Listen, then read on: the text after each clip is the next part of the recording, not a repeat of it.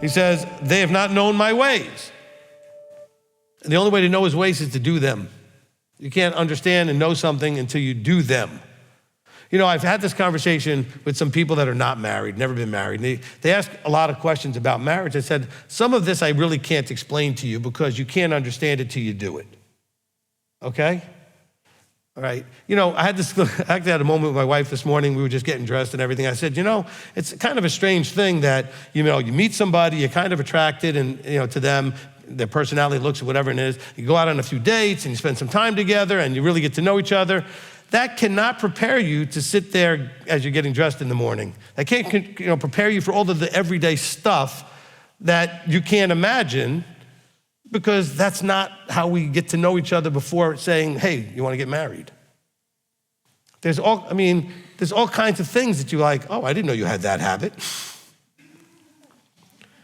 Stuff you just would not know because it wouldn't happen in the environment that we use to vet for marriage. So it's a very strange kind of thing. But you know what? In some ways, it's exactly the same thing in our relationship with him. You're not going to really understand or know until you do and experience. I mean, I could teach someone who's never kept Shabbat. All they've ever done was Sunday or nothing, and the Sunday they did was for an hour or less or whatever. They don't understand a 24-hour period. They can't.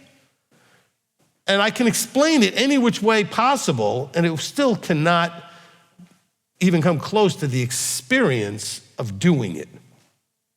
They will get so much out of just one Sabbath keeping beyond anything that words could have said. What they will feel in putting all that stuff aside, what they will feel in disconnecting from the world, what they will feel in immersing for a whole day in him. I could say it with words and they're like, yeah, whatever. They don't know. You can't. You have to say, look, by the way, when I first started keeping the Sabbath, I had gone to the college. I was in Queens College at the time, went to the rabbi who was working at the college. You know, the cool rabbi, worked for the college kids. You know, he was a hippie freak from the 60s. It was great. Okay, nice hippie rabbi from the 60s.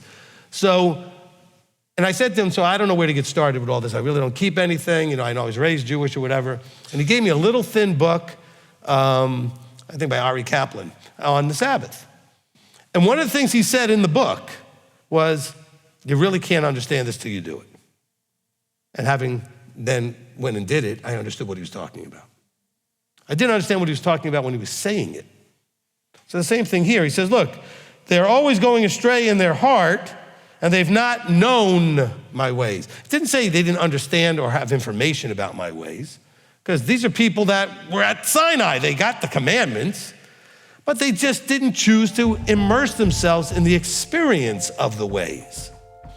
You know, in Deuteronomy 10:12, we use that a lot as to, you know, now Israel, what does Yahweh want of you? Well, one of the things he wants of us is to walk in his ways, because in walking comes knowing. Knowing is experiential. It's not informational.